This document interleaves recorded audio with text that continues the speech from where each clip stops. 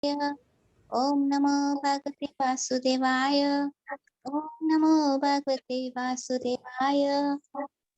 Iterating conclusion of perfection of renunciation. Uttaya Visudaya Yukto Dhrityatmanam Niyamya Cha Shabdadin Vishyamasyaktva Ragadvesu Yudasya Cha Viviktasevi Lagha Vasti Vasti Yatvakaya Manasa Dhyana Yoga Paro Nityam Vairagyam Samupashrita Ahankaram Balam Darpam Kamam Krodham Parigraham Vimuchya Nirmama Shanto Brahma Bhuyaya Kalpate. Hare Krishna.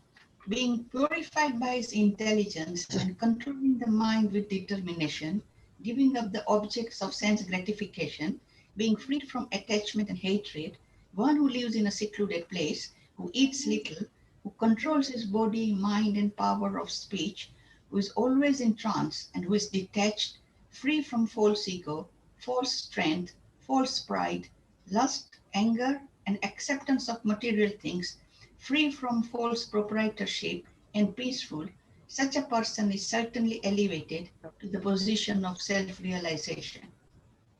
54.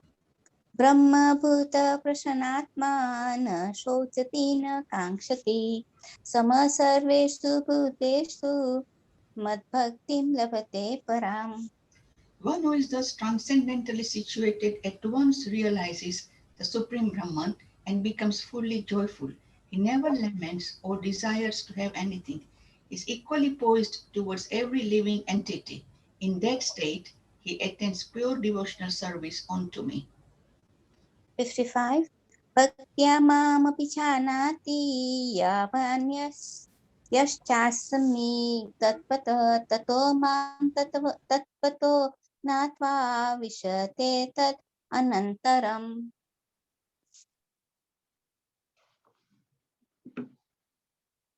I am by service, and when one is in full consciousness of me, by such devotion, he can enter into the kingdom of God. सर्वकर्मण्यपि सदा कुर्वाणो पद्व्यपाश्रय मत्प्रसाद अवाप्नोति शाश्वतं पदमव्ययम्. Though engaged in all kinds of activities, my pure devotee, under my protection, reaches the eternal and imperishable abode by my grace. चेतसा सर्वकर्माणि मयि सन्न्यस्य मतपर बुद्धियोगमुपाश्रित्य मच्चित्त सततं भव. In all activities, just depend upon me and work always under my protection. In such devotional service, be fully conscious of me. मच्चित्त सर्वदुर्गाणि मत्प्रसादात् तरिष्यसि अथ चेत्त्वम् अहङ्कारं न श्रोष्यसि विनाक्ष्यसि. If you become conscious of me, you will pass over all the obstacles of conditioned life by my grace. If, however, you do not work in such consciousness, but act through false ego, not hearing me, you will be lost. यद् अहङ्कारम् आश्रित्य न योत्स्य इति मन्यसे नित्यैष व्यवसायस्ते प्रकृतिस्तत्त्वं नियोक्ष्यति. If you do not act according to my direction and do not fight, then you will be falsely directed. By your nature, you will have to be engaged in warfare. 60. स्वभावजेन कौन्तेय नित्यस्वेन कर्मणा कर्तुं नेच्छसि यन्मोहात् करिष्यस्य वासोऽपि तत्. Under illusion, you are now declining to act according to my direction. But Compelled by the work, born of your own nature, you will act all the same, O son of Kunti. ईश्वर सर्वभूतानां हृदये अर्जुन उत्तिष्ठति भ्राम्यन् सर्वभूतानि यन्त्रारूढानि मायया. The Supreme Lord is situated in everyone's heart, O Arjuna, and is directing the wanderings of all living entities who are seated as on a machine made of the material energy. 62. तमेव शरणं गच्छ सर्वभावेन भारत तत्प्रसादात् परां शान्तिं स्थानं प्राप्स्यसि शाश्वतम्. O sign of Bharata, surrender unto him utterly. By his grace, you will attain transcendental bliss and the supreme and eternal abode. इति ते ज्ञानमख्यातं गुह्याद् गुह्यतरं मया विमृश्या तदशेषेण यथ यथेच्छसि यथेच्छसि तथा कुरु. Thus I have explained to you knowledge still more confidential. Deliberate on this fully and do what you wish to do. हमारा ईश्वर कह कर गया है.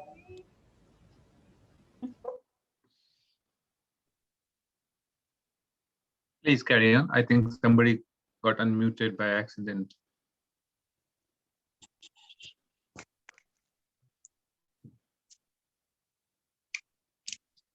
Shall I continue or? Yes, please continue. 64. सर्वगुह्यात्मं भूय शृणु मे परमं वच इष्टोऽसि मे दृढम् इति ततो वक्ष्यामि ते हितम्. Because you are my very dear friend, I am speaking to you my supreme instruction, the most confidential knowledge of all. Hear this from me, for it is for your benefit. 65. मन्मना भव मद्भक्तो मध्यासि मां नमस्कुरु मामे वश्यसि सत्यं ते प्रतिजाने प्रियोऽसि मे. Always think of me, become my devotee, worship me, and offer your homage unto me. Thus you will come to me without fail. I promise you this because you are my very dear friend.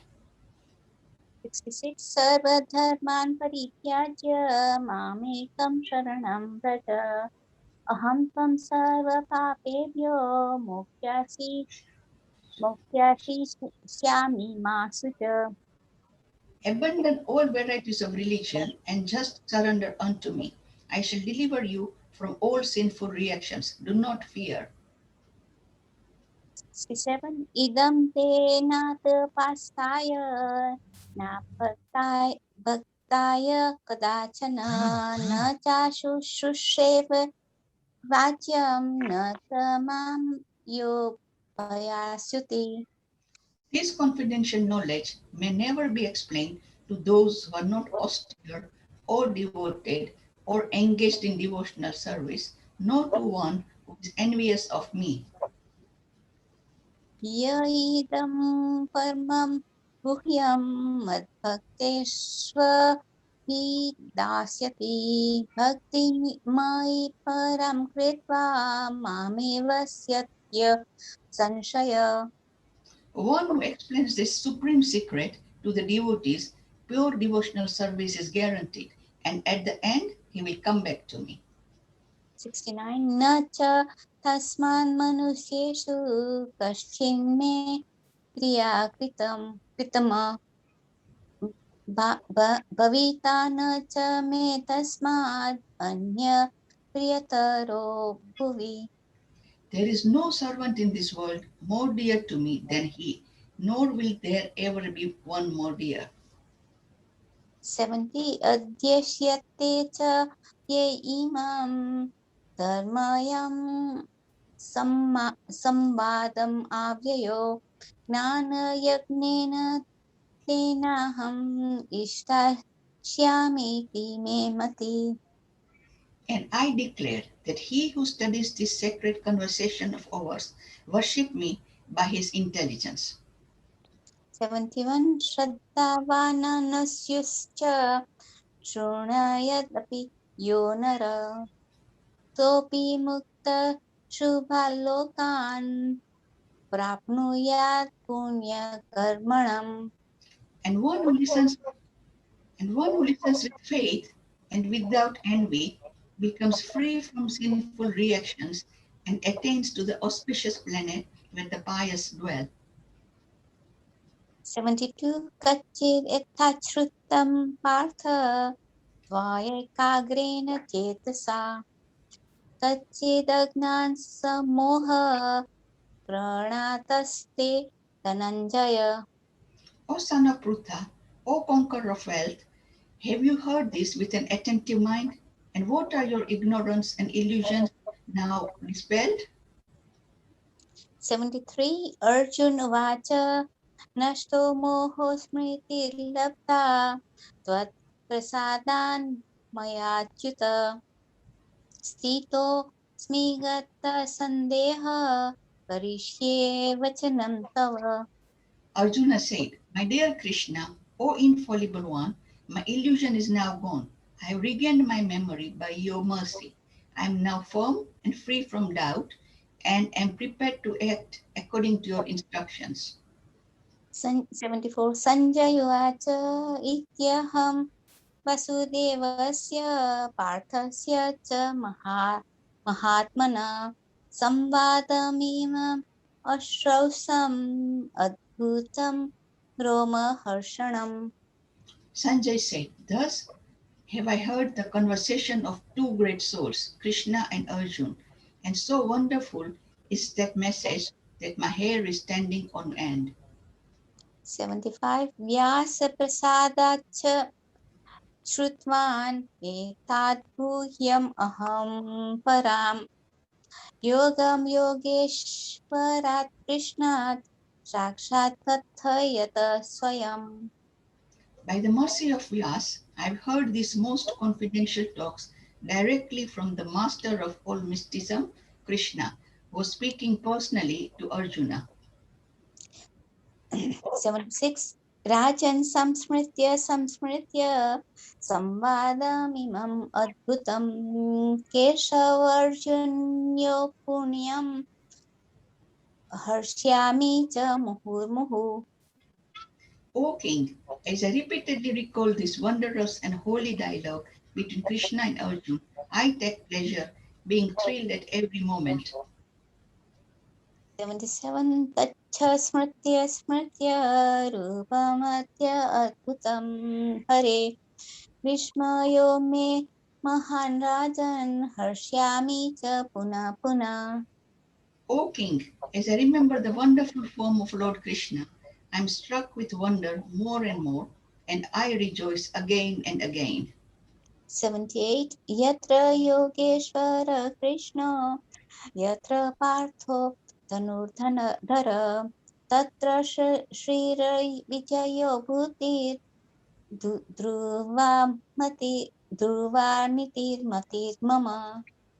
Wherever there is Krishna, the master of all mystics, and wherever there is Arjuna, the supreme archer, there will also certainly be opulence, victory, extraordinary power, and morality. That is my opinion. Hare Krishna. Hare Krishna, thank you. Hare Krishna. Thank you to Puja Mataji and Vishalini Mataji for wonderful recitation. And it was very beautifully done. I think devotees must be writing in the comment section already.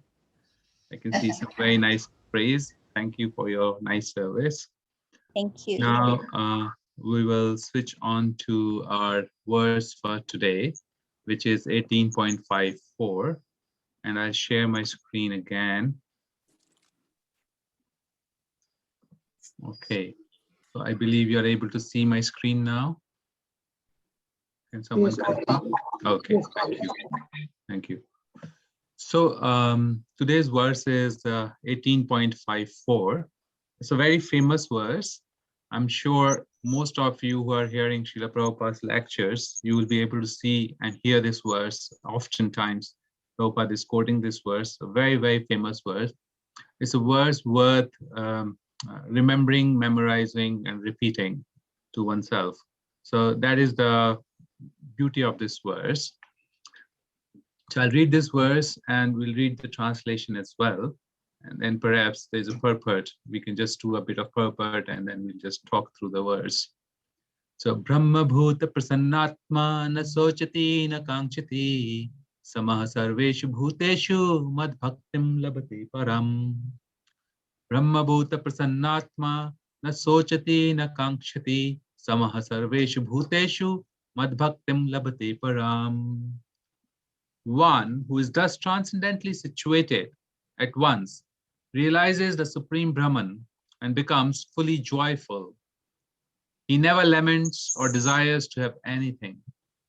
He is weakly disposed toward every living entity. In that state, he attains pure devotional service unto me.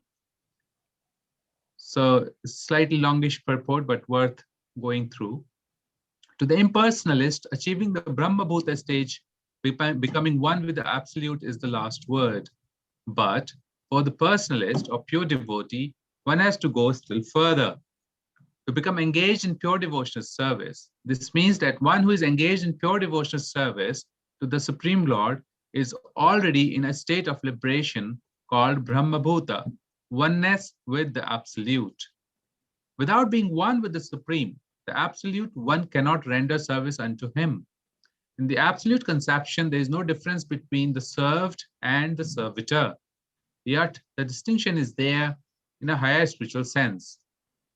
In the material concept of life, when one works for sense gratification, there is misery.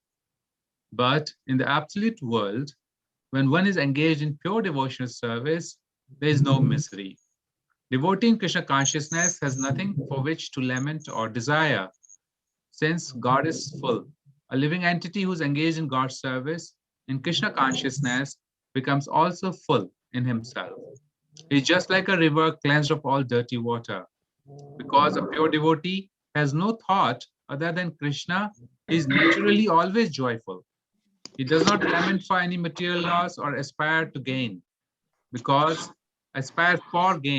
he is full in the service of the Lord. He has no desire for material enjoyment because he knows that every living entity is a fragmental part and parcel of the Supreme Lord and therefore eternally a servant. He does not see in the material world someone as higher and someone as lower. Higher and lower positions are ephemeral. And a devotee has nothing to do with ephemeral appearances or disappearances. For him, stone and gold are of equal value. This is the Brahma Bhuta stage. And this stage is attained very easily by the pure devotee.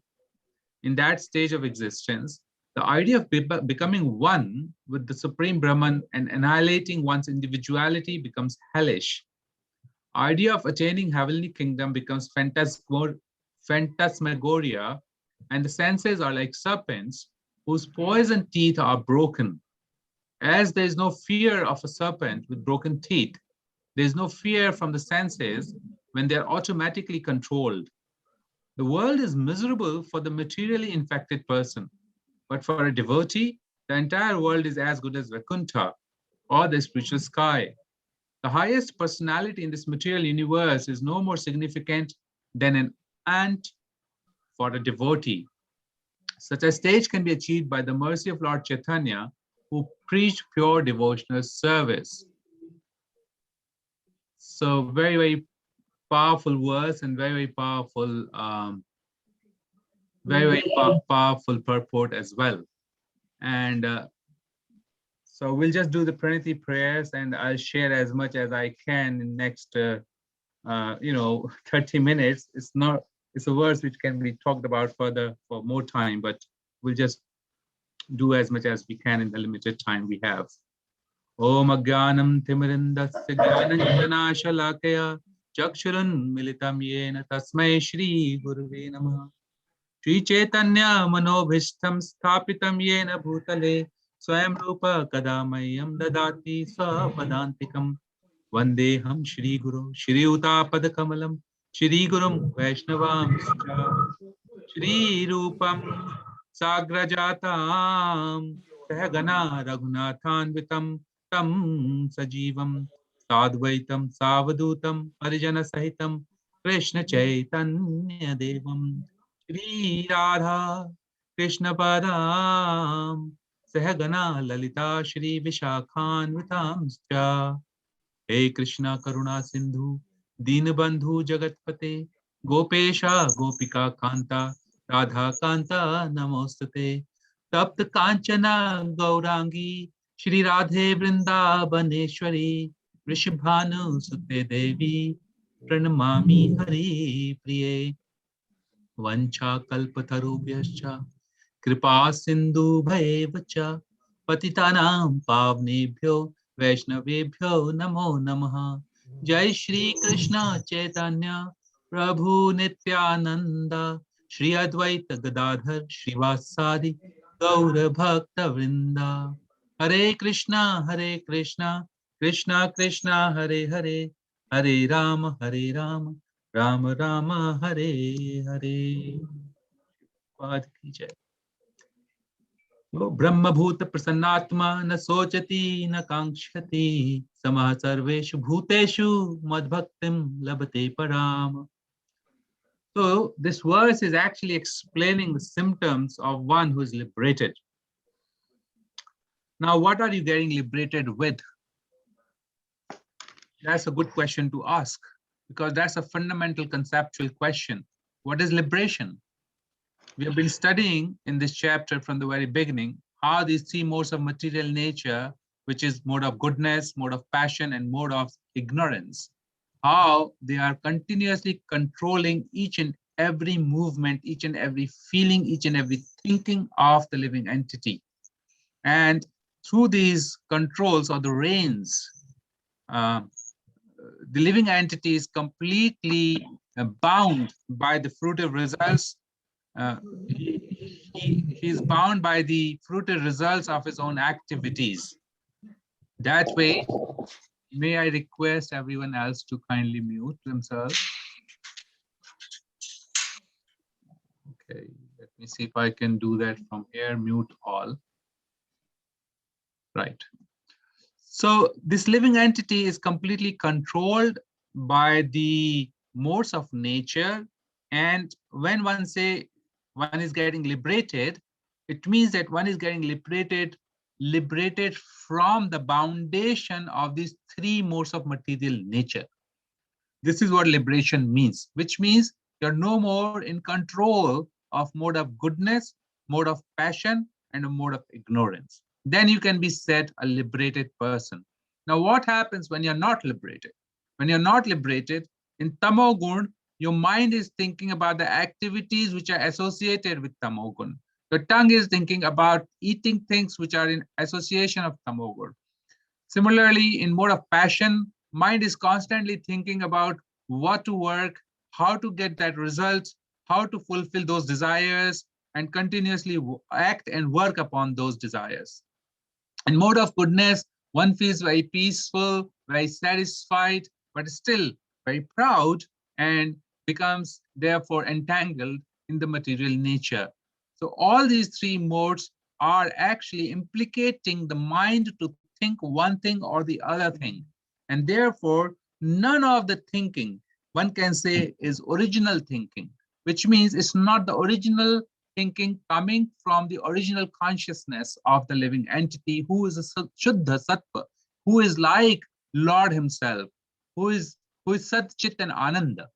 So what happens when the modes then are not able to control you? What will be the thinking? How the mind will think now?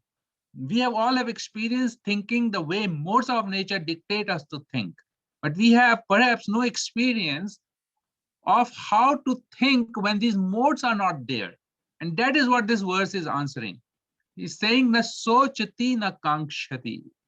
So the influence of mode is that this time is running on three dimensions. The mind is running on three dimensions: the past, the present, the future. The past, the present, the future. It hardly remains in the present. It goes in the future and creates a lot of fear, anxieties.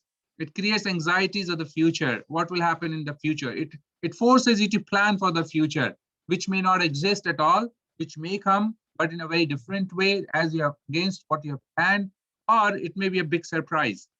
But the mind is forced to think about the future, as well as mind is continuously forced to think about the past, because one is hankering about the past. One is thinking that, oh, I wish I could have it again. He's always thinking about those good times that one had, through the senses, whatever enjoyment he has obtained. He's constantly thinking about either that or about making the future happy, never being in the present. When the modes stop acting upon you, then these two symptoms will disappear. Na sochati, na kankshati. That means one would not lament, one would not hanker. One would not hanker for wanting to have things in the future. One would not lament for things that has been done in the past. And that's an amazing, amazing state of consciousness. That's complete liberation from the material modes of nature. And that is the test for human being, the conditioned souls, the practicing devotees, that what is my mind doing? Is it staying in the presence, or is it going in the past, or going in the future, making plans and becoming lamented or hankering? So this stage of Brahma Bhuta Prasanna Atma na sochati na kankshati, this is a very, very rare state to achieve. Sama sarveshu bhuteshu mad bhaktim labate param. Krishna is saying that my devotees, devotion in them will arise from within. This is what is being said. It says, he is equally disposed towards other living entity, and state he attains pure devotional service unto me. He attains it, which means it's there within actually. And when one at that stage starts to perform devotional service, then he can attain it. He can attain the pure devotional service by doing devotional service to the Lord. Now, one can say that the goal of the most of the materialistic living entities' goal are to get rid of the misery of the material nature. And because these three modes of material nature are giving us misery, therefore attaining liberation becomes the goal of life, which means that if I attain liberation, then I will get rid of all my misery. And that's it. It's a neutral state of consciousness. But that is not how the devotees look at it. That liberation is the starting point for the devotees of the Lord. Because devotees of the Lord know that there exists a positive reciprocation with the Lord's form, Lord's pastimes, Lord's qualities, and there's a lot of service that a conditioned soul render unto the Lord, and therefore that becomes a starting point. So Srila Prabhupada concludes that, which means that a pure devotee of the Lord has already crossed the point of liberation from the material modes of nature. That's how beautifully and logically he's concluding that how a pure devotee of the Lord, who appear to be constantly engaged in the service of the Lord, has completely taken over the impact of the modes of material nature. He is beyond the modes of material nature influences automatically, which concludes logically that devotee of the Lord is already liberated. And that seems very, very, very, very, to some, it may seem like, oh, how can a devotee of the Lord is completely beyond, has already achieved liberation? And this is how beautifully this can be explained. Now, going further into this subject, where this line is mentioned, Samaya Sarveshu Bhuteshu, he is equally disposed towards every living entity. How is this possible? Now, when one is in liberated stage, he's no more seeing people as the bodies. He's able to see people as Atma and Paramatma. He's able to see beyond the temporary nature of the body. The temporary bodies which are there, which take birth, it grows, creates some byproducts, and then gradually decays and dies. This is the nature of the body. But soul is not like that. Soul is eternal. It's eternal. So the soul will never be able to completely die because it is beyond. Just a second.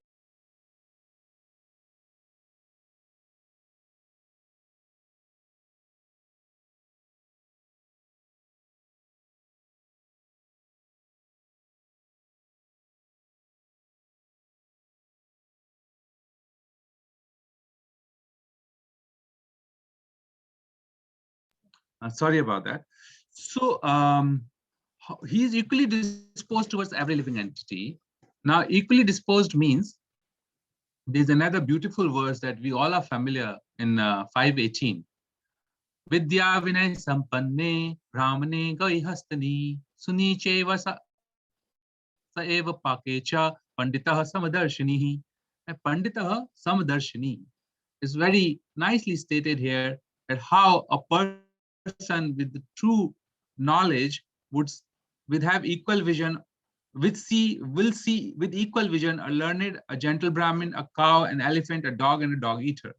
And the purpose Srila Prabhupada has beautifully explained that how a liberated person will be able to see the super soul who is active into the bodies, who is present in the body. How is he present? The two people are present in the body of a person. One is the soul with the living entity, and the super soul, which is the Lord himself, Paramatma.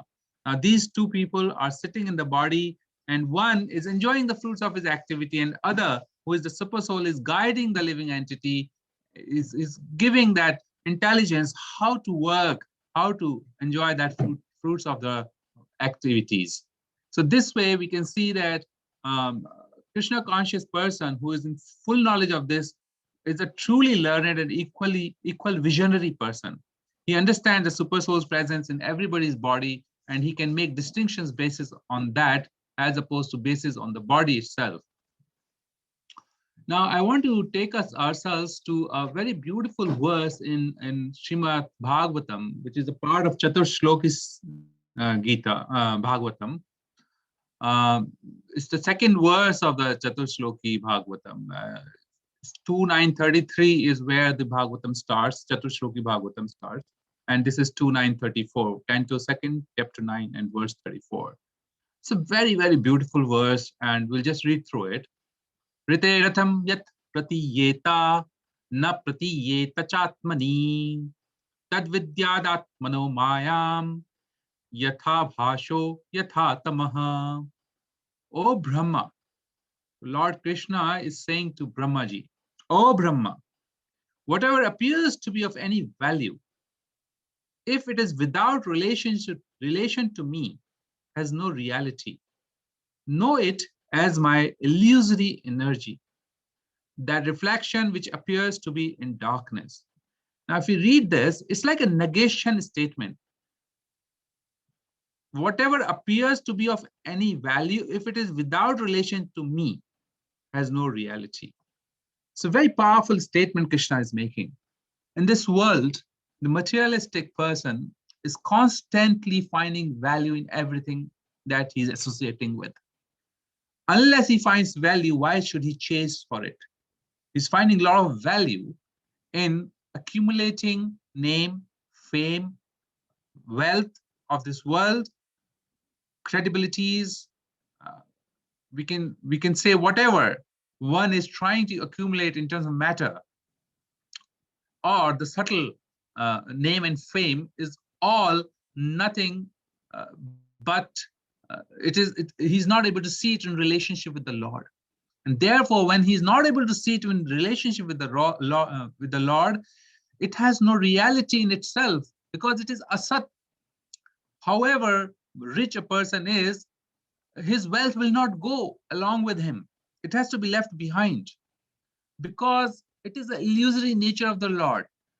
It appears to be, it appears to have some light in it, but actually it is darkness because it is a reflection of this spiritual world. It is not something which is real. So Srila Prabhupada has explained in this verse that anything that we see because of poor fund of knowledge, all these scientists and physiologists and all these empiric philosophers, they are so dazzled by the nature that they ultimately want to deny the existence of the Lord. And they actually think that everything that is happening is material. So they are completely bound by that which is not appearing to be real. And because they're not able to relate it with the Lord, therefore they think these things are of these things are all of high value. Whereas Krishna is completely defying it. He's saying that it is of no value because It is not related to me. And therefore, there's another principle that can come out of it. That principle is that anything and everything in the material world is actually not different from Vaikuntha. We saw in this verse, in the explanation, that Srila Prabhupada explained that if everything is seen in relationship with the Lord, then it is not different from the Lord. You see, it is a matter of consciousness. It is a matter of consciousness. A person who is Brahmabhuta person, who is na sochiti na kankshiti person, if that's a person of a person who is trying to achieve liberation, but beyond that is devotion. And such a person who is in devotion is already liberated. It's already logically defined and approved by the Lord. Now, anyone who is able to see anything and everything in relationship with the Lord, which a devotee does, then for him, even this material world, even if he's living in these material bodies, he will still be associating with the Lord and seeing this material world as not different from the Lord, and therefore he is situated in Vaikuntha as opposed to situated in this material world. And that's a beautiful philosophy.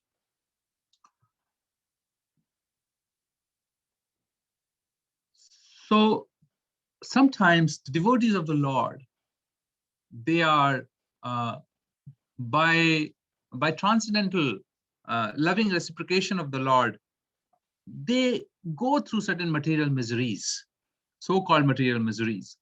And why that happens, and what is the reason behind it, and how that helps a devotee, and how that helps other devotees. I'm going to talk about it in a couple of verses here. So if you look at this verse, this is Kunti Maharani's prayers to Lord Krishna. Srila Prabhupada has actually composed a separate book on these verses. But here we are focusing at Canto 1, Chapter 8, 26 verse. Janmashwarya Shruta Shibhir Ehamana Madha Puman Naivarhati Abhidhatum Vai Tam Akinchana Gocharam. Tvam Akinchana Gocharam. One who is approached easily by the materially exhausted men. Akinchana Gocharam. So Kunti Maharani, you would have heard this again from Srila Prabhupada's lectures. Tvam Akinchana Gocharam. He speaks a lot about Akinchan. Akinchan. Krishna belongs to those who have no material possessions. So reading the translation, my Lord, your Lordship can easily be approached, but only by those who are materially exhausted. One who is on the path of progress, trying to improve himself with respectable parentage, great opulence, high education, and bodily beauty cannot approach you with sincere feelings. So Janma, which is high parentage, Aishwarya, which is great opulence, Shruta, which is high education, and Shri is beauty. These four things, they come in the way of spiritual advancement. A person who is attracted by these four things will never reach to Brahmabhuta stage, because he will be always entangled in possessing these things. And it will create madha, which is pride. It will create intoxication, progressively increasing intoxication. Edhaman madha puman. So such a human being will not be able to reach to Krishna, and therefore he will not be able to sincerely chant Krishna's holy names. So this is compared to the fever, actually. If you read here, general process is to decrease the fever, not to aggravate it by maltreatment. And therefore, Krishna presents himself. Krishna presents living entity with situations where the fever can be reduced. Now, if you look at this verse, which is Bhagavatam 5th, 26th chapter, 36th verse, it is an eye-opener, actually. When I was reading through this verse again and again, we can see in what kind of situation living entity is, and how this material wealth can come in our thinking and comes as an obstruction in reaching out to Krishna. One who in this world or this life is very proud of his wealth, always thinks, I'm so rich, who can equal me? His vision is twisted and is always afraid that someone will take the wealth. Indeed, he even suspects his superiors. His face and heart dry up. Because of the sinful things he does to earn money, augment his wealth and protect, he's put into the hell called Suchi Mukha. Now, Prabhupada has given very, very beautiful explanation to this particular verse. He's saying that one possesses more wealth than necessary. I had a friend, I was having a conversation with him. He was saying, I bought this house in outer area of London because I could not afford in that part of the London where he wanted to live. I wish if my partner was working, maybe I could have had a better, or earlier I could have bought the house, etc. Now, this whole situation, he's not able to realize that one of the benefits he got, that because his wife wasn't working, his children were looked after very well, he was looked after very well, and there was a proper situation at home that could help him to advance spiritually. So sometimes these overwhelming thoughts may come in the minds and hearts, and actually if one is earning as much as is required and is able to spend that money, that's a very ideal situation, because then you're not deprived of, or you're not having too much. So it says when one possesses more wealth than necessary, he certainly becomes proud. This is the situation of men in modern civilization. And he's saying that Brahmanas and Kshatriyas, they possess riches and they know how to use it. But in Kali Yuga, most of the people are Sudras, and when Sudras don't know how to use the money, because look at this statement, he will spend it lavishly without discrimination or simply accumulate it for no purpose. And because in this age there are no qualified Brahman, Kshatriya, Vaisya, Sudra is causing great harm to the modern civilization.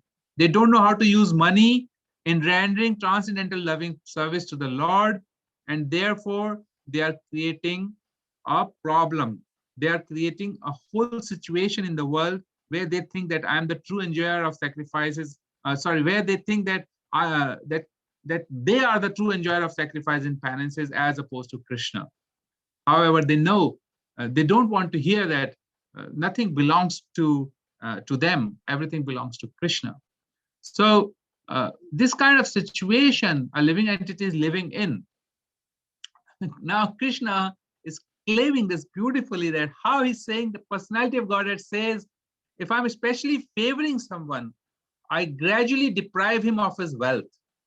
Then the relatives and friends of such a poverty-stricken man abandon him. In this way, he suffers one distress after the other. Now, this may look very, contradictory to some as to why Vaishnav has to go through this. But this is the loving reciprocation of the Lord. And in this reciprocation, Krishna, obviously he's saying that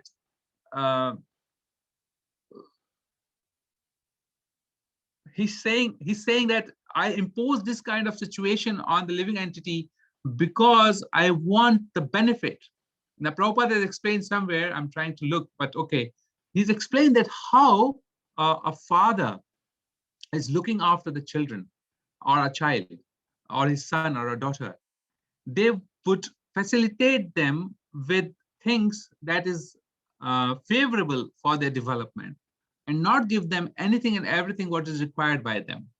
In such a situation, then children can progressively grow. And here is a beautiful, beautiful anecdote from Srila Prabhupada's his own life, where I just want to read through this couple of lines.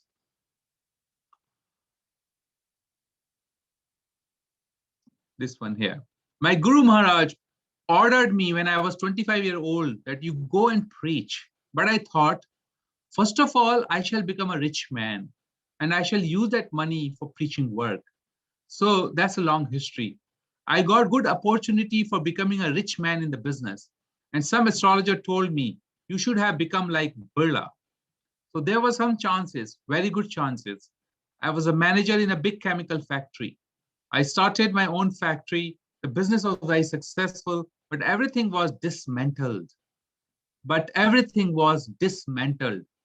I was forced to come to this position to carry out the order of my Guru Maharaj. You see, this is how Krishna becomes so instrumental in glorifying the devotee and help him to do what he's supposed to do as a spiritual goal in life.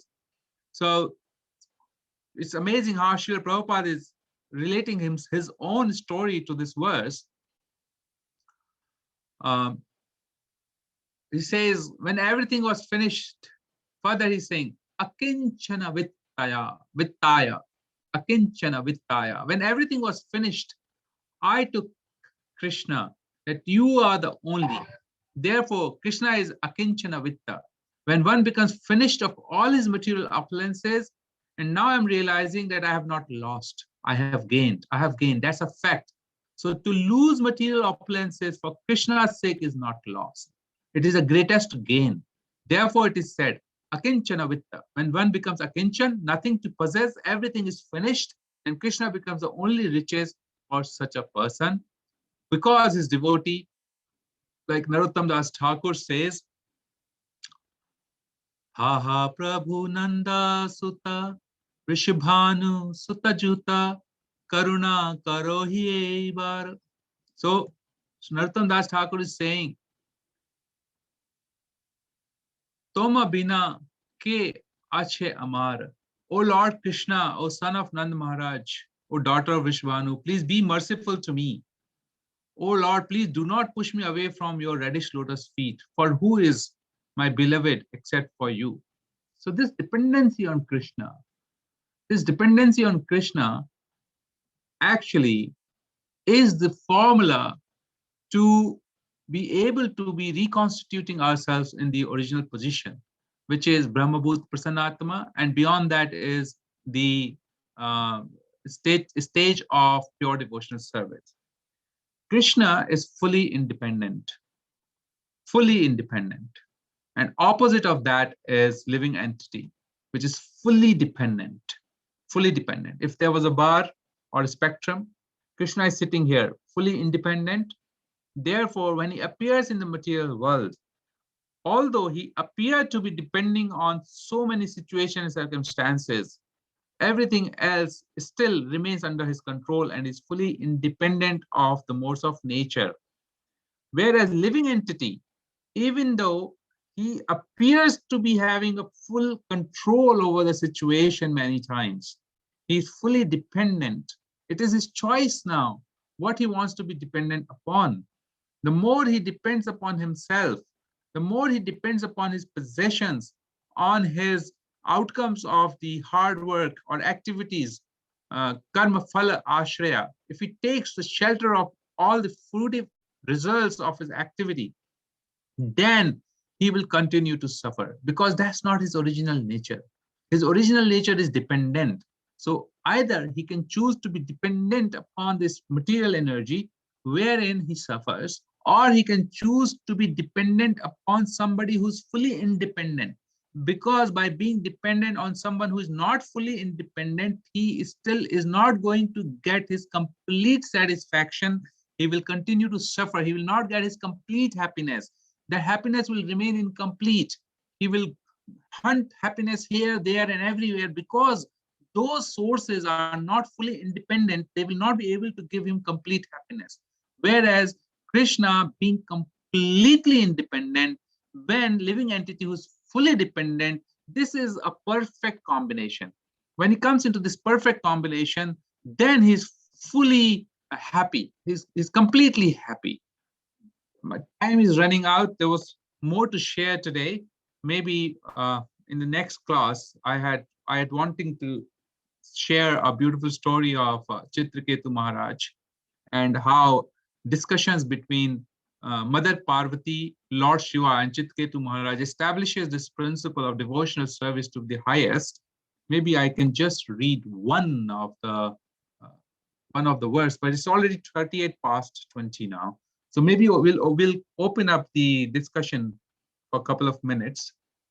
If there is a question, comment, And if there is a chance in between, I'll talk about that verse. Hare Krishna. Hare Krishna Manu Prabhu, please accept my humble obeisances. I just wanted to know, this liberation you're saying, Brahmabhuta Prasannatmana Shauchi. That liberation and in Nectar of Devotion, they're talking about 5 kinds of liberation. Is that that is also in part of that? Yes. So the liberation that we're talking about here, actually, liberation means what? We become free. Now, after that, what? Prabhupada gives this very beautiful example of you possess a gold coin, you possess a copper coin or a silver coin, you give it away. Then what next?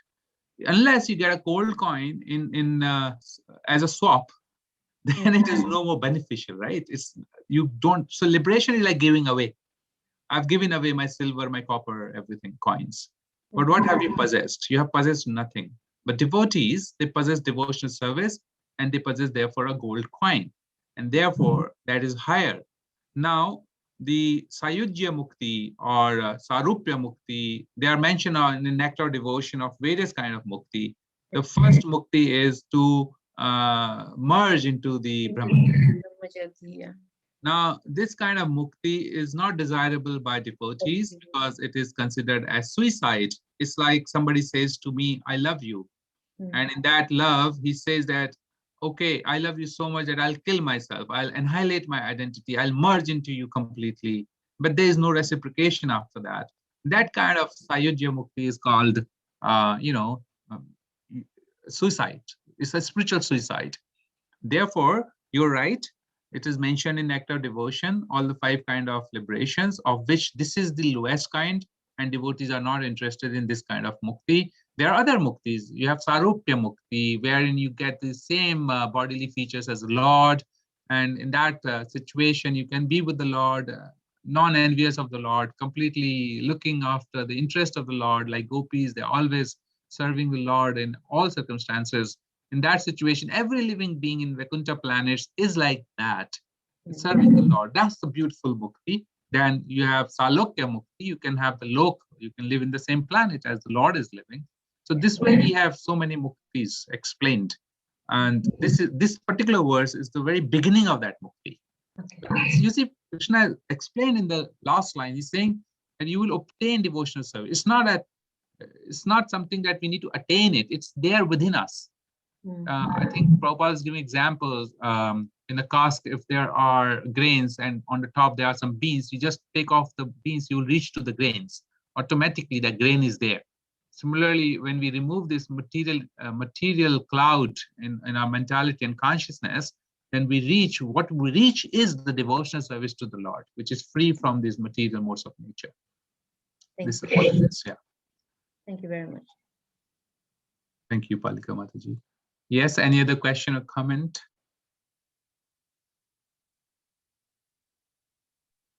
Hare Krishna Prabhuji, thank you for the wonderful class.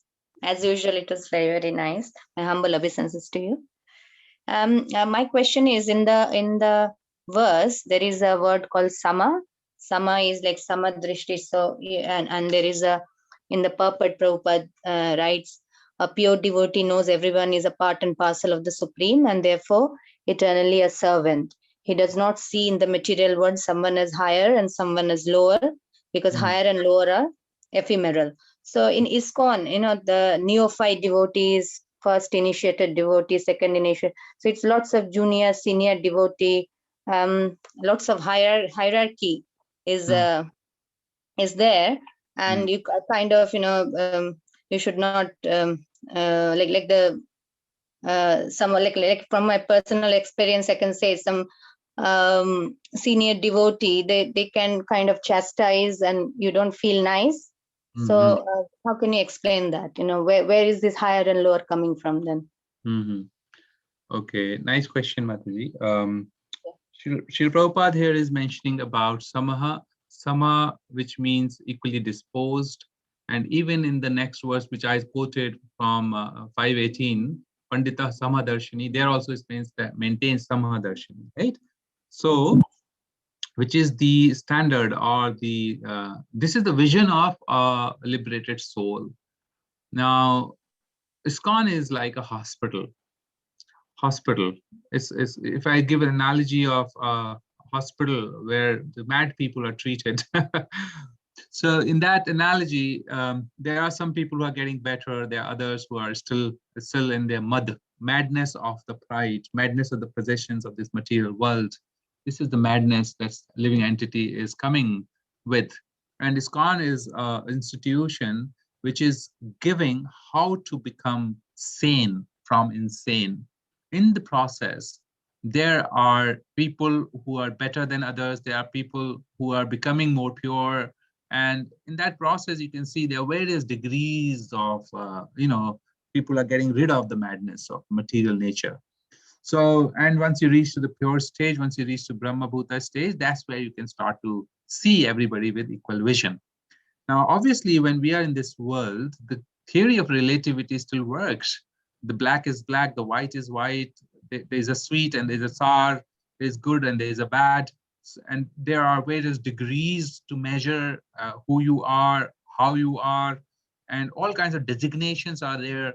And Krishna has himself created this designation system of Chatur Varnam Maya Shishtam Guna Karma Vibhagasha, wherein he's saying that I've created these 4 varnas and 4 ashramas, which are based on the occupation, duty, as well as which are based on the ashrams that you are based in. So these material designations, as long as we are in this material world, we are associated with them in some sense.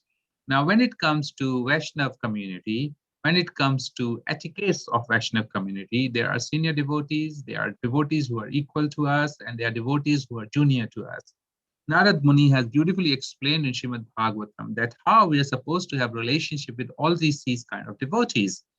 Devotees who are senior to us, we should be paying obeisances to them. We should have respect for them. More than that, we have for our parents, as good as we have respect for Krishna himself, to our spiritual masters. So all the senior Vaishnavas have to be respected like that. And therefore, there's no question of challenging them, challenging the authority. That is on the part of the person who is looking up to a senior devotee. Now, his behavior with his junior devotee. What will be his behavior with the junior devotees? Junior devotees, his behavior would be that he would be guiding them, hand-holding them, loving them. And in the process, just like the Lord chastises his devotees sometimes, similarly, they have to earn the right first by giving them love. And then, just like parents, because they unconditionally love their children, in that situation, parents have the right to even chastise sometimes and make sure that children are on the right path and they are not digressing. Similarly, our duty becomes then to ensure that if it needs a treatment of little chastisement, not in a bad way, in a loving way, then that treatment is applied to ensure that our junior devotees, they are also making good progress in coming closer to Krishna. Ultimately, the objective is for the senior devotees and the junior devotees is to come closer to Krishna. And that's the only objective. Come closer to Krishna and serve Krishna selflessly. Now, devotees who are equal to us, those devotees, how do we need to treat them? With those devotees, we have friendships. With them, we have intimate relationships. With them, we share our day-to-day realizations. We share intimate inner heart feelings, core feelings with them. So we have these 3 relationships on the top, on the parallel, and in the bottom. And when we have these 3 healthy relationships, we are kind of locked into these 3 in the grid of spirituality. Then if I go a little here or there, somebody's senior devotee will tell me, Manu Prabhu, what is this? This is not a good Vaishnava etiquette. He has the right to chastise. I said, sorry, Prabhu, I was out of the way. Thank you for correcting me. And someone who is, I'm sharing these intimate thoughts, and they will tell me, Manu Prabhu, this is not right desires to harbor in your heart, because they'll come as an impediment in your devotional life. So it's not looking good, because only they can tell. Seniors and juniors can't tell you. Seniors don't have that visibility of your heart. They can tell you. They can tell exactly what you're going through. They can relate with you. They may have gone through it in a similar situation. They can tell you. And to juniors, they're always watching you. And therefore, you have to be very careful, because whatever role model you are becoming for them, that's what they will become in the future. So you You have to be always very careful. Am I walking the talk? Am I behaving the way I think? Am I talking the Shastra and also ensuring that I'm behaving that manner? So in this way, if we look at the Vaishnava etiquettes, then if we follow the Vaishnava etiquette and Vaishnava decorum, the situations like this may not arise. Now, what if the situation like this arises? If a senior devotee chastises us and he has not earned the right by loving us, by in some way caring for us, sometimes you feel chastised and you feel difficult. The right spirit to take this kind of situation would be to think that Krishna has somehow or the other sent this message across through to me. And because I still want to progress in my spiritual life, I don't want to do any Vaishnava aparadh. One would continue to pay obeisances from a distance to the senior devotee. Keep a distance so that you don't feel, bad about it, or you don't feel impeded about it, and continue to perform your devotional service. In due course of time, through the method of pure chanting, all the ill feelings that may have arisen, or negative feelings that may have arisen, will go away, and soon that relationship which has become sour will become sweet again, by the influence of time and by influence of devotional service.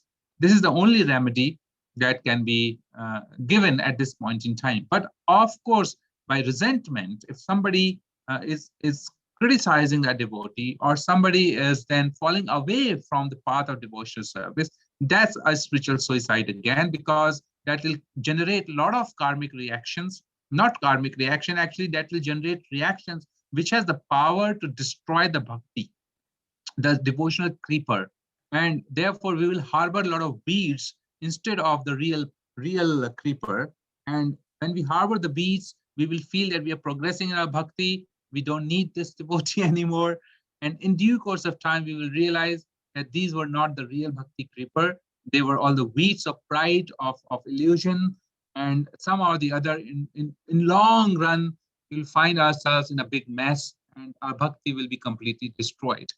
So to save ourselves from those kind of situations, we have to give the solution that I just discussed. So this is what I think could be a answer to the question that you just posed. Is that good enough? Yes, Prabhuji, wonderful. Thank you so much. I can say that what I was chastised for, I call the scientists who make the atom bombs and nuclear weapons as demonic. So I said, the Krishna uses the word mudha. So I used the English word of it, stupid. So I said the scientists were stupid. Scientists are stupid to make nuclear bombs and destroy the world because they are demonic. And the Mataji said, I shouldn't be using the word. So I was very upset, because I still feel that, the people who destroy the world, like terrorists and scientists who are making nuclear weapons, there's still that is demonic. So I still feel that it is okay, but our relationship is sour now because of that. And I still feel that I will still call those scientists demonic. I can't say the scientists are not demonic, so I'll still call them stupid. So it's like Krishna inside me is saying that I'm saying it right, but obviously somebody else is thinking this is not right. So I don't know. So that was my point. Anyways, Yeah. Thank you so much. Wonderful explanation about how we should behave in a devotee community. Thank you, Mataji. Thank you. Hare Krishna. Hare Krishna, Manu Prabhu. Yes, Thank you for your wonderful answer. It happened in this session, and I just felt the way in a devotee assembly, like you said, it's like a temple, like you are lecturing now, and it is an extension of the temple. And in the temple room, I believe, according to my spiritual master, Shubhra Maharaj, and that kind of a comment on the lecture, it's not appropriate inside the temple. So I did mention that kind of a language should not be used. And I said humbly, I request you humbly not to use this word because it's an extension. And it went too far. It went too far. And as a mother and as a guiding person, I just felt it was necessary. And it was taken very badly. And And eventually, I sort of said, everything okay. And that person said it in a way, get out of my life. I don't want to have any relation with you.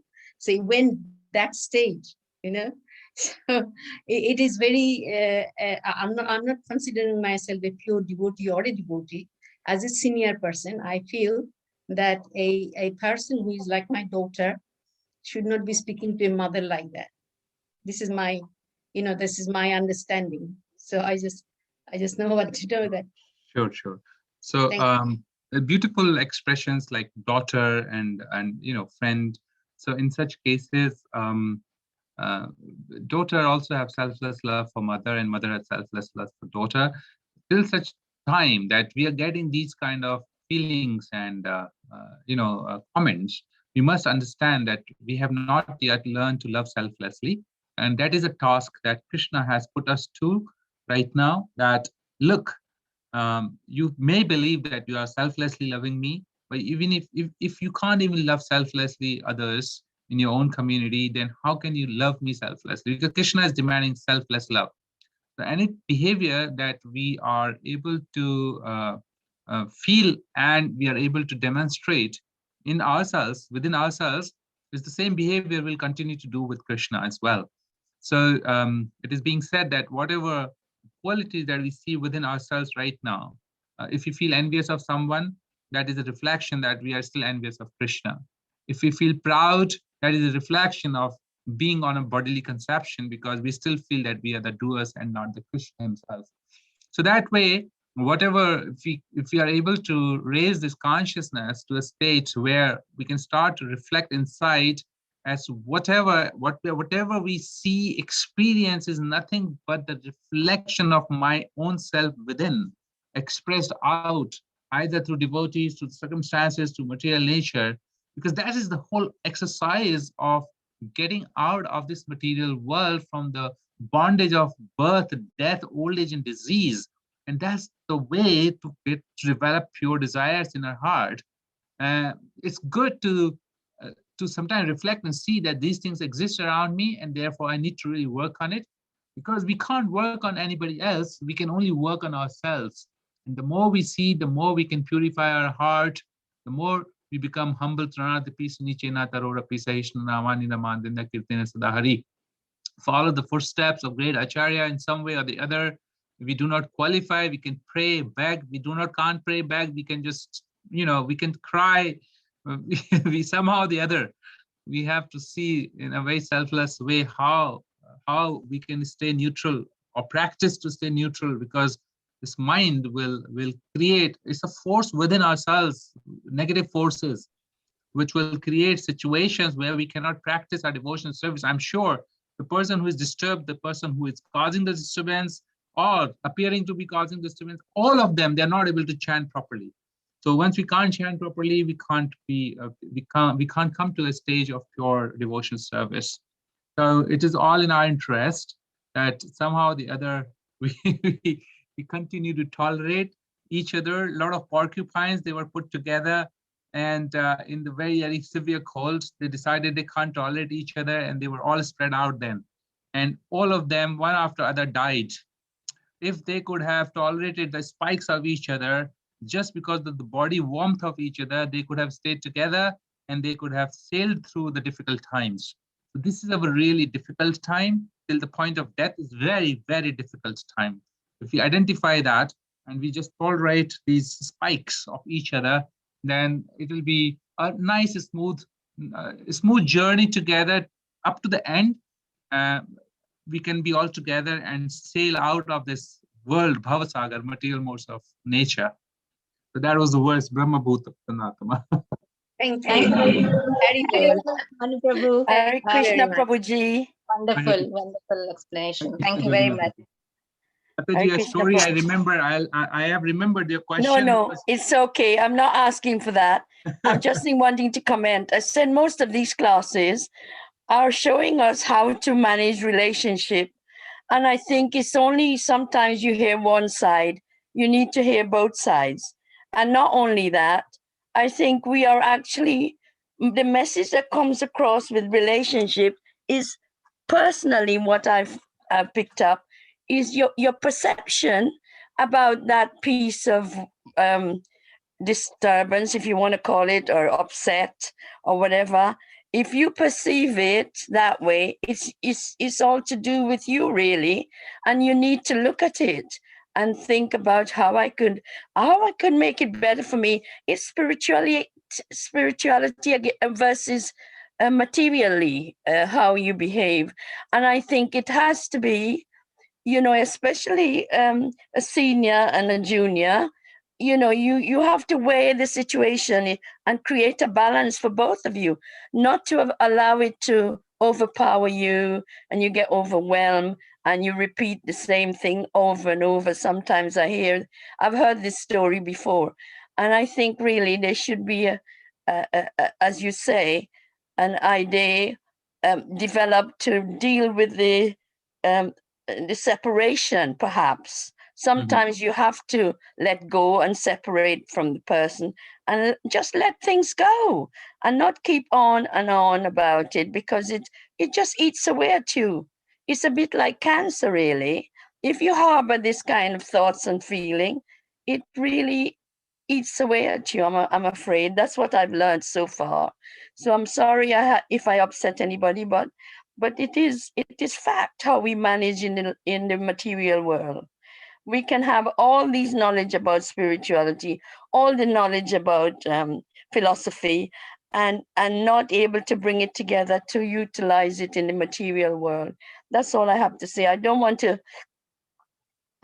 what shall I say, criticize anybody or make them feel bad, but really it's up to us to make it good for us. Then we can help the other person. Thank you. So thank you, Mataji, for that nice comment, and it must add to the discussion that we are having.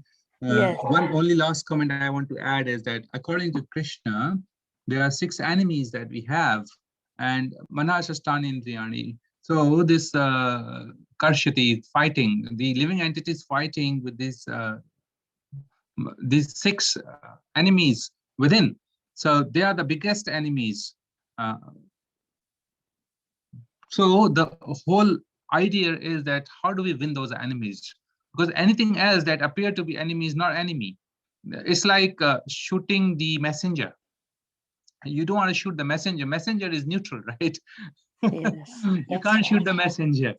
Anybody who is appearing to be giving us some sort of misery and happiness, he's just a messenger, because whatever we are receiving is our own doings in the past. Yeah. This is how a devotee looks. Absolutely. So when a devotee look like this, then he will not shoot the messenger. He will say, okay, let me go inside me. How can I win over my Kam, Krodh, Lobh, Mad, Moh, Matsarya, and how I can go win over these difficulties? And he would get really serious about his devotional service. And he would not definitely find any fault in anybody else. This is a very high platform of thinking. Yeah. But this is what we are advocating. This is what we expected out of us. This is what, if the goal of life is to love Krishna and to go back to Godhead, this is what has to be achieved. Unfortunately, this is how the aim is left so high for us. And therefore, as devotees, we are having to be very responsible and very reflective. And how do I win my enemies, which are seated in my heart, in form of lust, in form of greed, in the form of and the karmic reaction that are coming through to me? How do I not see them as doing of somebody else, but my own doing are coming to me? We can have a beautiful class around it. I can pick up so many characters from Bhagavatam and pick up stories where these things are so wonderfully explained. But in the interest of time, I think nice question and nice kind of discussion ensued in the forum today, which was kind of good. Thank you, Joli Mataji. Is that the right name, Mataji? I'm reading your name as appears on the screen. Sorry? Am I reading your name rightly, Mataji? Yes, it's Jolie. Yes, Hare Krishna. I haven't reached that stage for a different name yet, Prabhuji. Jai Haribol. We pray that you soon reach there. Thank you, Krishna will show me the way. Thank you. Hare Krishna. So I think it's the time now. It's 9 o'clock. So we'll We thank all the Vaishnavas here, assembled Vaishnavas, to come here in the assembly. Vanchakal tarubhyascha kripa sindhubhe vichar patitanam pavnebhyo Vaishnavebhyo Namo Namaha. Hare Bol. Hare Krishna Prabhupada ki jai. Jai. Thank you, Prabhuji, don't worry Prabhuji. about that story that you said.